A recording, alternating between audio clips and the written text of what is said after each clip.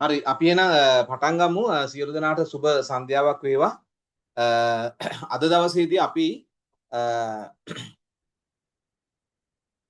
ශ්‍රී ලංකා ගුරු සේවයට බඳවා ගැනීම සඳහා ඔබ දන්නවා මේ වෙන විට ගැසට් නිවේදනය නිකුත් වෙලා තියෙනවා. එතකොට මේ ගැසට් නිවේදනය අනුව කණ්ඩායම් දෙකක් කියන්නේ ගැසට් නිවේදන දෙකක් තියෙනවා. එකක් තමයි දැනට රාජ්‍ය සේවයේ ඉන්න සංවර්ධන නිලධාරීන් කියන්නේ උපාධිධාරීන් සඳහා එක විභාගයක් තියෙනවා. අනිත් එක ඕපන් එක්සෑම් එකක් තියෙනවා. එතකොට මේ අර්ථයේ තමයි බඳවා ගැනීම සිදු කරන්නේ. ගැසට් නිවේදන දෙක නිකුත් වෙලා තියෙනවා. එතකොට දැන් අපිට බොහොම සීමිත කාලයක් තමයි තියෙන්නේ මේ සඳහා සූදානම් වෙන්න. ඒ නිසා මේ දැන් ඔකේ ගැසට් නිවේදනයේ යම් ප්‍රශ්න තියෙනවා. එතකොට ඒවා අපි පසුව සාකච්ඡා කරමු. ඒ කෙනාට වෙන වෙනමනේ තියෙන්නේ. එතකොට මේ ප්‍රශ්න ටික විසඳන්න ගියොත් එහෙම අපිට පටන් ගන්න වෙන්නේ නැති නිසා අද දවසේ මම ඔබට පොරොන්දු වුණු පරිදිම අපි ආරම්භක දවසේ ඉඳන්ම දේශනේ පවත්වාගෙන යන්න තමයි බලාපොරොත්තු වෙන්නේ. හරි. එතකොට දැන් ඕගොල්ලන්ට මේකෙදී ඇත්තම ගත්තොත් එහෙම ප්‍රශ්න පත්‍ර දෙකයි තියෙන්නේ. ප්‍රශ්න පත්‍ර දෙකයි තියෙන්නේ. එකක් තමයි සාමාන්‍ය දැනීම. හැබැයි ඒ සාමාන්‍ය දැනීමත් මොකද්ද? අධ්‍යාපනික සාමාන්‍ය දැනීම. අධ්‍යාපනික සාමාන්‍ය දැනීම. ඊළඟට අනිත් එක තමයි IQ එක. අභියෝග්‍යතාවය. ඔච්චරනේ කතාව. හරිද? ඊළඟට මේකේ මේ සැරේ ලේසියක් තියෙනවා. මොකක්ද ලේසිය?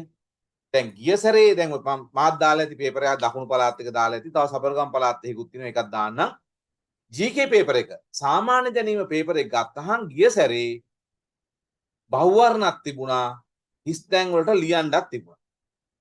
දැන් ඉස්කෝලේ යන කාලේ ඉඳන්ම දන්නවා බහුවර්ණ ප්‍රශ්න ආවොත් නම් මොනවා හරි එකක් කරගන්න පුළුවන් කියලා නේද? ඒතර ඒක නිසා එතන වාසියක් තියෙනවා.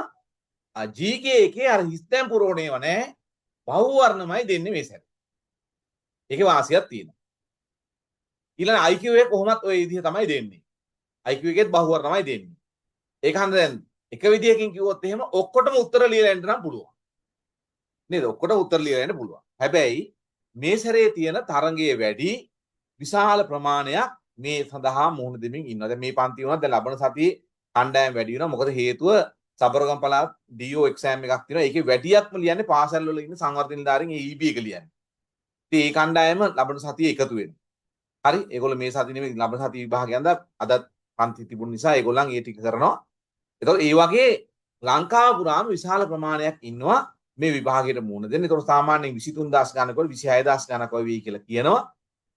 ඉතා ඉක්මනින්ම දැනට රාජ්‍ය සේවයේ ඉන්න උපාධිධාරීන් සඳහා වූ විභාගය තියෙනවා. ඉතා ඉක්මන අනිකත් ඉක්මනින් තියෙනවා. ඉතා ඉක්මනින් තියයි.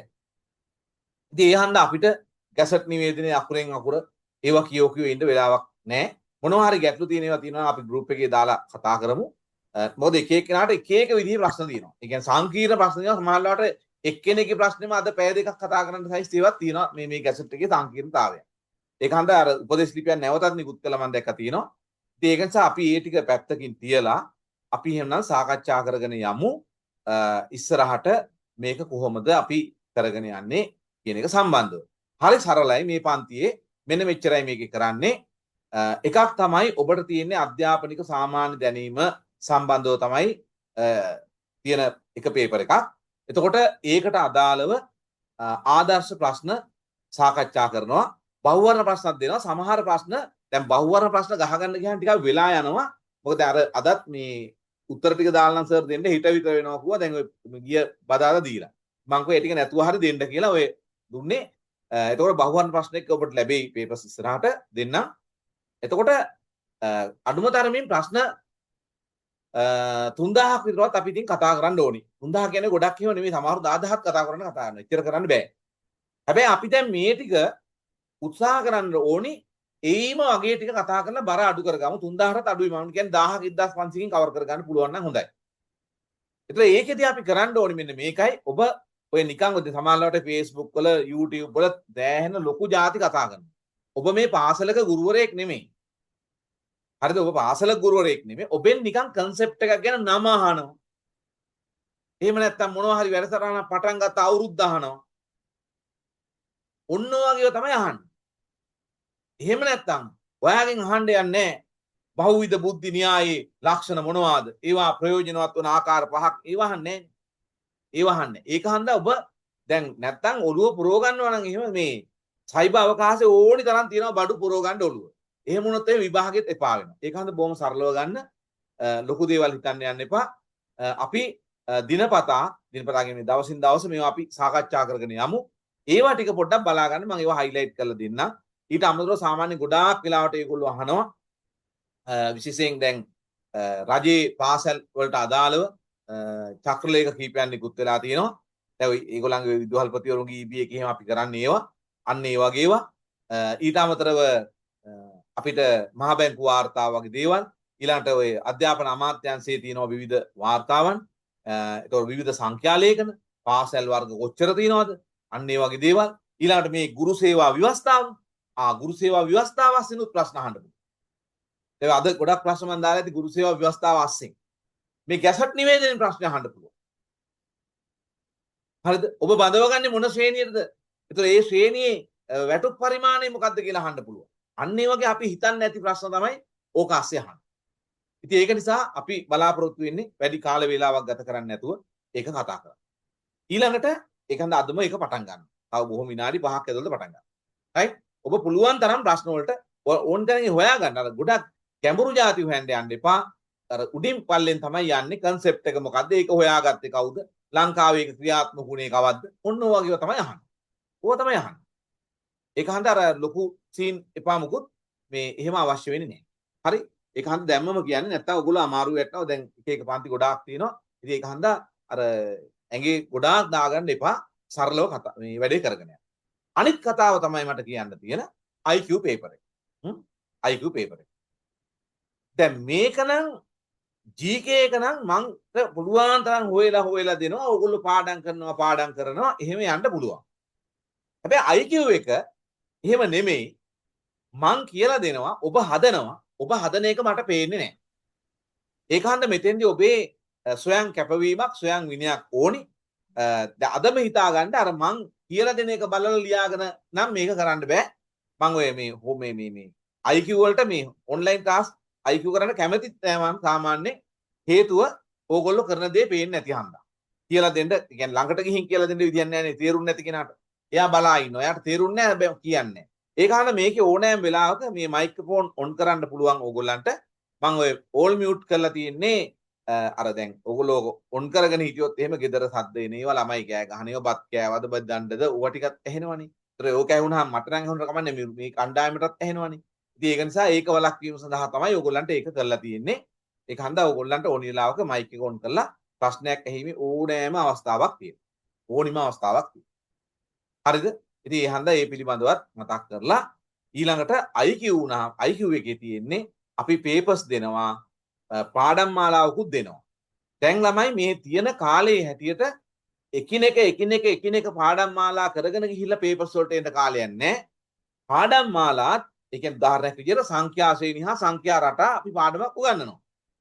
හැබැයි ඒ වගේ යුනිට් 25ක් විතර දිනවනේ. ඒ ටික ඔක්කොම කතා කරලා ඉතින් පේපර් එකට එන්න කල්මත්. ඒක හන්දා අර පාඩම් මාලා යන අස්සේ පාස් පේපර්ස් යන්න ඕන. දැන් පාස් පේපර්ස් කියන්නේ මොනවද? අර සීනි බෝලේව හදලා බෑ. එහෙනම් මේ විභාගෙ තියන්නේ කවුද? ඕකත් විභාගේ ප්‍රශ්නයකට අහලා. මේ විභාගෙ තියන්නේ කවුද? විභාග කොමසාරිස් ජෙනරාල්වරයා. ඒ කියන්නේ විභාග දෙපාර්තමේන්තුවේ. විභාග දෙපාර්තමේන්තුවෙන් තමයි මේක තියන්නේ. එහෙනම් විභාග දෙපාර්තමේන්තුවෙන් තියෙන මේ පේපර් එකට නම් විභාග දෙපාර්තමේන්තුවේ තරඟ විභාග ප්‍රශ්න පත්‍ර හදන්න. තරඟ විභාග ප්‍රශ්න. ඒවත් සීමිත වශයෙන් තියෙන්නේ. ලෝ එන්ට්‍රන්ස් වල ගොඩාක් තියෙනවා. කළමනාකරණ සේවයේ ටිකක් තියෙනවා. විවිධ විභාග කීපයක එළියට දාපුවා තියෙනවා. අන්නේ මට්ටමේ ටිකක් තමයි හදන්න ඕනේ. එහෙම නැතු අර සීනි බෝල ගණන් හදා ඉඳලා බෑ. ඔබ හිත සන්තෝෂ කළ මට වැඩක් නැහැ. මොකද වෙන්න ඕනි? හිත සන්තෝෂ කරන්නේ මේ විභාගේ පාස් කරවන්නයි ඕනි. ඒක නිසා අපි ලබන සතියේ පටන්ම මේ ලබන සතියේට ගත්තේ අර අද IQ එක පටන් සාමාන්‍යම IQ වලින් පටන් ගන්න. අර පළාත් සභා කණ්ඩායමට මේ විභාගයේ තියෙන නිසා ඒගොල්ලෝ ඉල්ලීමකුත් කරා මේ පොඩ්ඩක් සර් IQ එක ඊළඟ සතියේ පටන් ගන්න කියලා. මේක නම් අපිට තියරි එක නිසා අල්ල ගන්න පුළුවන් කියලා. ඒ හන්ද තමයි IQ එක අද පටන් ගන්න නැතුව GK වලින් පටන් ගන්න. ඉතින් ඒක නිසා අන්නේ විදිහට කරන්න ඕනි. එතකොට ගෙදෙද්දි කරන්න පේපර්ස් දෙනවා. පන්තියේ පේපර්ස් කරනවා. සමහර පේපර්ස් දෙනවා උත්තර ටික දෙනවා උත්තර ගත්ත හැටිත් එක්ක ඒව තමන් කරගන්නත් වෙනවා. ඒ කියන්නේ විශාල ප්‍රමාණය අඩු ගානේ ප්‍රශ්න පත්‍ර 50ක් 60ක් හදලා යන්න ඕනි ඔය විභාගයට යනකොට.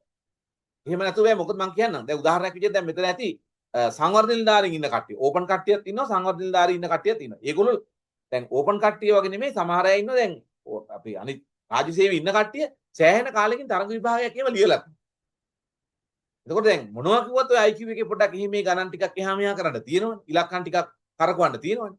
ඔය ටික හරියන්නත් ටික දවසක් යනවා.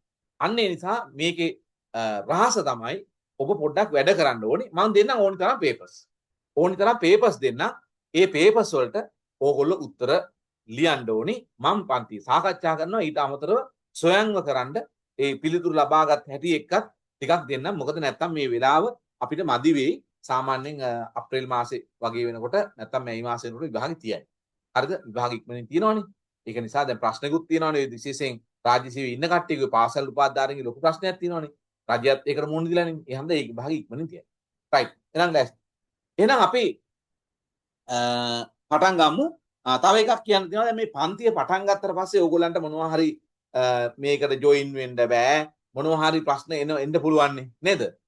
එන්නේ වගේ ප්‍රශ්නයක් ආවොත් එහෙම ඕගොල්ලෝ මට මෙන්න මේ නම්බර එකට තමයි කතා කරන්න ඕනේ. ඒකත් ලියා ගන්න ඕනේ. රයිට්? මොකද්ද නම්බර එක? 0යි එනවනේ 0යි 7යි 0යි 5යි 523යි 216. 0යි 7යි 0යි 5යි 523යි 216ට ඕගොල්ලෝ කතා කරන්න. ඒක මගේ ගාව තියෙන ෆෝන් එක. අර අනිත් WhatsApp ෆෝන් එකෙන් තමයි මම මේ ක්ලාස් එක කරන්නේ. ඒක හන්ද මට දැන් ඒගොල්ලෝ ඔකට මෙසේජ් එවුවට මම බලන්නේ. ඒ කියන්නේ මට ඒක බලන්නයි පන්තිය කරන්න අමාරුයි. ඒක නිසා ඒක බලන්න වෙන්නේ. එහෙම නැත්නම් මේ නම්බර එකක් ගන්න පුළුවන් 0.73යි 553යි 926ට ගත්තොත් මම කොහොම හරි පන්තිය කරන්න ASCII හරි පොඩක් ගානක් දීපු වෙලාවක හරි ආන්සර් කරලා ඇයි කියලා අහනවා. රයිට්. ඒක හන්ද ඒ විදිහට කරමු නේ. රයිට්. හොඳයි. එහෙමනම් අපි ඕගොල්ලන්ට මම නිකන් දෙන්නම් මේ ගෲප් එකට දානවා මේ ශ්‍රී ලංකා ගුරු සේවයේ සේවා ව්‍යවස්ථාව. ඒක නිකන් බලා ගන්න. print out නම් ඉතින් ගන්න අවශ්‍යතාවයක් වෙන එකක් නෑ. මේක ටිකක් පිටු ගානක් තියෙනවා. ඒක නිකන් බලා ගන්න මේ මම අද කරනකොටත් ඔයගොල්ලන්ට මම පෙන්නන්නම්. ඒතර මේ ගුරු සේවා ව්‍යවස්ථාව අනුව ව්‍යවස්ථාවෙන් ප්‍රශ්න කීපයක් එයි. ප්‍රශ්න කීපයක් එයි. එනතෙන් තමයි මේ sources තමයි අඳුර ගන්න ඕනේ. එහෙම වුණොත් වැඩේ ලේසි. නැත්නම් අඳුරේ අතපත ගෑවොත් අමාරුයි. ඒ කියන්නේ එන්න පුළුවන් මූලාශ්‍ර ගන්න ගුරු සේවා ව්‍යවස්ථාවෙන් ඔය ගැසට් එකෙන් එන්න පුළුවන්. ඔය ගැසට් එකෙන් එන්න පුළුවන්. ඔබෙන් අහන්නේ සාමාන්‍යයෙන් මේ උපාධිධාරී ගුරුවරයෙක්ගේ දැනුම අහන්නේ නැහැ. මොඩියුල්ස් වගේ මට්ටමට අහන්නේ නැහැ. ඒක නිසා එච්චර බය වෙන්න එපා. ටිකක් බය වෙන්න concept දැනගත්තාම ඇති. හරි. එහෙනම් අපි ඉස්සෙල්ලම යමු. දැන් බහුවර්ණ ප්‍රශ්න තමයි තියෙන්නේ. නමුත් අද මම බහුවර්ණ නැතුව ස්ටැම්ප් පුරවන්න තමයි දීලා තියෙන්නේ. ඒ ටික අපි සාකච්ඡාව පටන් ගමු. හරි.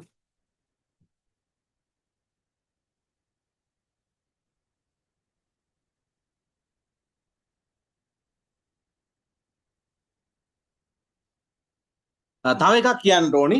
ඔබට මේ අපි කල්වේල ඇතුව නිබන්ධනය දෙනවා. හරි අද පොඩි ප්‍රමාදයක් සිද්ධ වුණා.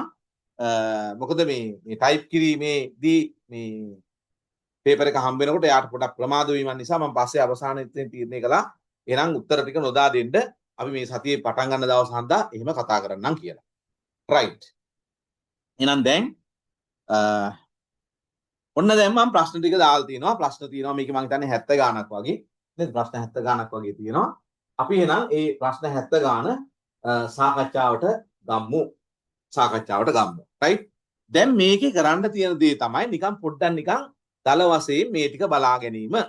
දැන් ඔබ ගුරු සේවයට ගියාට පස්සේ ඔබව පාලනය වෙන්නේ මොකෙන්ද? ගුරු සේවා ව්‍යවස්ථා සංග්‍රහය. දැන් රාජ්‍ය සේවයේ මෙතන ඕපන් කට්ටියත් ඉන්නවා. රාජ්‍ය සේවයේ ඉන්න කට්ටිය ඉන්නවනේ. උදාහරණයක් විදිහට මෙහෙම ගන්නකො. දැන් රාජ්‍ය සේවයේ ඉන්න කට්ටිය සංවර්ධන නිලධාරීන් ඉන්නේ. සංවර්ධන තමයි ගොඩක් දෙනා. MS වලත් ඉන්නවා නැත්තේ නෑ. දැන් සංවර්ධන නිලධාරීන් නම් ඒගොල්ලෝ පාලනය වෙන්නේ මොකෙන්ද? ඒගොල්ලන්ට සේවා ව්‍යවස්ථාවක් තියෙනවා. ඒකට අපි කියනවා සංවර්ධන නිලධාරී සේවා ව්‍යවස්ථාව. ඒකේ තමයි ඒගොල්ලෝ බඳවා ගන්න හැටි, ඒගොල්ලන්ගේ ශ්‍රේණි, කඩයිම් විභාග ඔක්කොම ඕකේ තමයි තියෙන්නේ. උසස් කරන්න හැටි තියෙන්නේ. ඊට පස්සේ දැන් කළමනාකර සේවයේ කට්ටිය ඉන්නවනම් ඒගොල්ලන්ට වෙනම තියෙනවා සේවා ව්‍යවස්ථාවක්. දැන් අලුත් ළමයින්ට නම් ඕපන් කට්ටියට එහෙම එකක් නැහැ. ඒගොල්ලෝ එන්න ඕනි ඉස්සෙල්ලා රාජ්‍ය සේවයේ අස්සට. ඒගොල්ලන්ට මේක විදිය යන්නේ විභාගය. හරි. එතකොට දැන් අපෙන් අහන්න දැන් පළවෙනි ප්‍රශ්නය තමයි බලන්න පළවෙනි ප්‍රශ්නය දාලා තියෙන්නේ වර්තමානයේ ක්‍රියාත්මක ගුරු සේවා ව්‍යවස්ථා සංග්‍රහය. වර්තමානයේ ක්‍රියාත්මක ගුරු සේවා ව්‍යවස්ථා සංග්‍රහය කුමන වර්ෂයේ පළ කරන ලද්දක්ද? දැන් මේ ක්‍රියාත්මක වෙමින් පවතින ළමයි වර්තමානයේ ක්‍රියාත්මක වෙන්නේ 2014 අවුරුද්දේ 2014 අවුරුද්දේ හදපු ගුරු සේවා ව්‍යවස්ථාව. මේ අලුත් ළමයි හොඳට අහගන්න ඕපන් ළමයි මේ පුතේ සේවා ව්‍යවස්ථාවන් කියලා කියන්නේ ඒ තනතුරකට අදාළව බඳවාගන්නේ කොහොමද? පත්වීම් බලධාරියා කවුද? ඒ කියන්නේ පත් කරන්නේ කවුද? උසස් කරන්නේ කොහොමද? ශ්‍රේණි මොනවද? වැටුප් පරිමාණ ඒ කියන්නේ වැටුප් පරිමාණ මොනවද කියලා ඇතුළත් කළා රාජ්‍ය සේවා කමිෂන් සභාව කියලා කමිෂන් සභාවක් තියෙනවා. මේ රාජ්‍ය ඉන්න කට්ටිය මේක දන්නවා.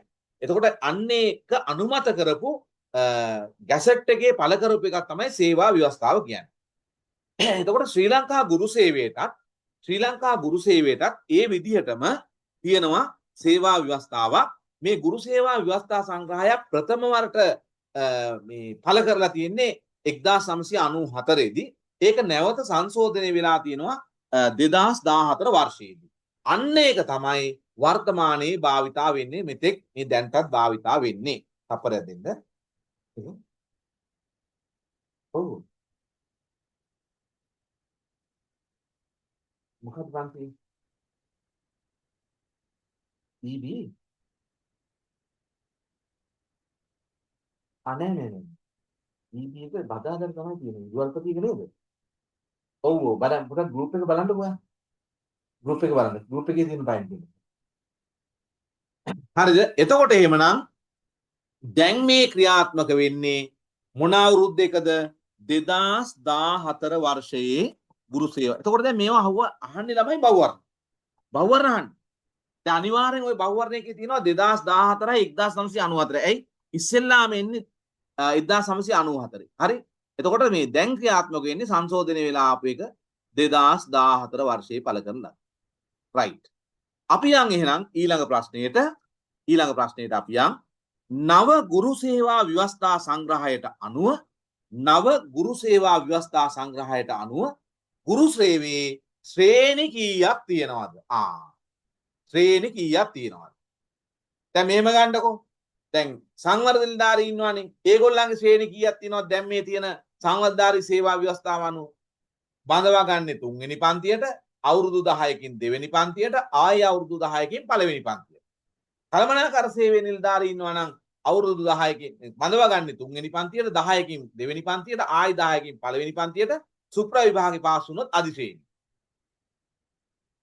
ඒ වගේ මේ ශ්‍රී ලංකා ගුරු සේවයේ හරිද? ශ්‍රී ලංකා ගුරු සේවයේ ගත්තාම ගුරු සේවා ව්‍යවස්ථා සංග්‍රහය අනුව ගුරු සේවයේ තියෙනවා ළමයි ශ්‍රේණි 7ක්.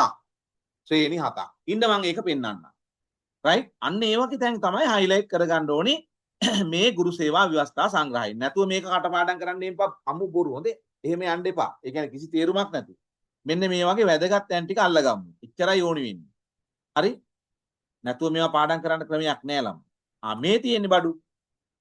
මෙන්න තියෙනවා. මේ තියෙන්නේ මොනවාද ශ්‍රේණිය ටික ඔන්න බලන්න. මේ තියෙන්නේ ශ්‍රී ලංකා ගුරු සේවය. රයිට්? ශ්‍රී ලංකා ගුරු සේවයේ මොනවද තියෙන්නේ?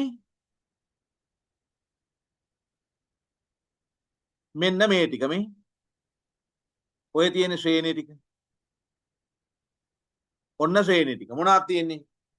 3 වෙනි පන්තිය කියලා තියෙනවා. 3 වෙනි පන්තියේ තියෙනවා ශ්‍රේණි 4ක්. 3 වෙනි පන්තියේ ශ්‍රේණි 4ක් තියෙනවා. පන්ති 3යි තියෙන්නේ. පන්ති ඇහුවොත් පන්ති. දැන් පන්ති නෙමෙයිනේ අහන්නේ. ඔව් ගුරු සේවයේ ශ්‍රේණි අහන්නේ. ශ්‍රේණි තියෙනවා මේ බලන්න 3 වෙනි පන්තියේ ශ්‍රේණි තියෙනවා කීයක්ද?